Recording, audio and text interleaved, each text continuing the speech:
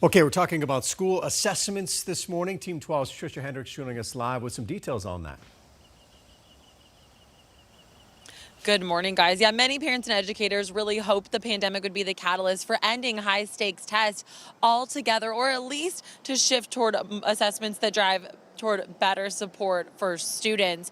In the spring of 2020, it was all put on hold, right? School closures forced the cancellation of state assessments in all 50 states for the first time since the No Child Left Behind era began in 2002. States did without the data used for high stakes decisions like A through F grading of individual schools, and educators were left to look to other methods to evaluate learning.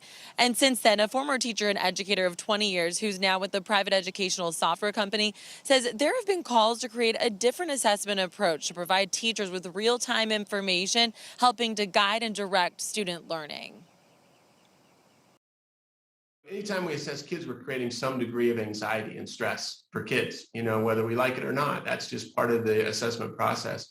So if we're going to, create those environments that are a bit stressful and anxiety inducing for kids, I think we have a moral obligation actually to use the data from those assessments to drive better outcomes for students.